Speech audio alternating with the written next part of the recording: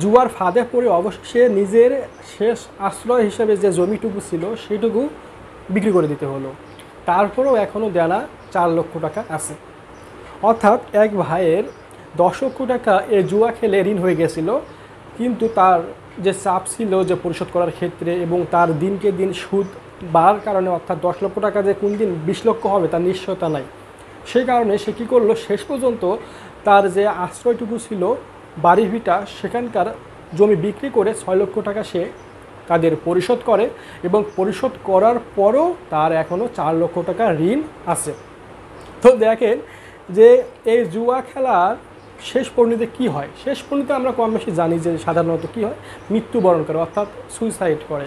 কিন্তু সুইসাইড তো কোনো সমাধান হতে পারে না, কারণ সুইসাইডের কারণে সে নিজে যেমন বিপদে পড়ে, তার ফ্যামিলি থেকে শুরু করে তার পারিপার্শ্বিক সব কিছুই বিপদে পড়ে যায়।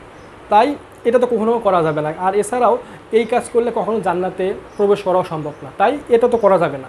তো বিকল্প হিসাবে শেষ আশ্রয়টুকু, যেখানে আমরা মনে করি যে আমরা শেষ পর্যন্ত থাকবো, মৃত্যু আগ পর্যন্ত, সেই জায়গাটুকু যদি আমি বিক্রি করে দেই তাহলে কী থাকে, এ যেন বেঁচে থাকার পরও মরে গেছি। অর্থাৎ এই কাজটাই যে করলো সেটা কি কখনো ঠিক করলো? ঠিক না, কিন্তু বাধ্য হয়ে তাকে করতে হলো। তো আপনারা যদি এই বাধ্য হয়ে এই কাজগুলো করতে না চান, তাহলে কিন্তু আপনারা জুয়া খেলাটা আর খেলবেন না, বা খেলতেছেন যারা তারা কিন্তু সচেতন হয়ে যান যে আপনারও কিন্তু জমি জমা হয়তো কাল বাদে পরশু থাকবে না, তখন কিন্তু আপনাকেও কিন্তু আপনার ফ্যামিলি নিয়ে কিন্তু ওই রাস্তার ফুটপাতে দাঁড়াইতে হবে, কিংবা রাস্তায় ঘুরে বেড়াইতে হবে। এর বিকল্প কিছু আপনি খুঁজে পাবেন না। তাই আপনাদের প্রতি, সকলের প্রতি আর কি ইনফ্যাক্ট অনুরোধ যে আপনারা জুয়া খেলাটা ছাড়েন এবং শেষ আশ্রয় হিসাবে নিজের জমিটুকু রক্ষা করেন এবং সুখে শান্তিতে মৃত্যুর আগ পর্যন্ত সেখানে বসবাস করেন এবং পরিবার পরিজন নিয়ে সুখে থাকেন। কেননা মৃত্যুর পরও কিন্তু এই জমিতেই কিন্তু আপনার পরবর্তী যে প্রজন্ম তারা কিন্তু বসবাস করবে এবং বলতে পারবে যে এটা আমার বাবার সম্পত্তি ছিল, আমার দাদার সম্পত্তি ছিল, বা আমার পরদাদার সম্পত্তি ছিল। কিন্তু আপনি যদি সেটা বিক্রি করে দেন তাহলে কিন্তু আপনি কিন্তু একদমই কি ওই যে আমরা যেটা বলতেছি রোহিঙ্গার মতো আচরণ করে ফেললাম।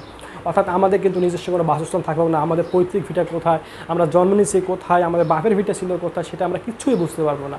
তার ফলে কিন্তু আমাদের যে শিকড়, যে আমাদের যে পরিচয়, সেটা কিন্তু আমাদের হারে যাবে। তো আমরা চাই না আমাদের এই পরিচয়, এই আমাদের শিকড় হারে যাক এই সামান্য এই জুয়া খেলার কারণে। তাই এখান থেকে আমরা আশা করি এবং তওবা করব যেন ফেরত আসতে পারি। সকলকে ধন্যবাদ।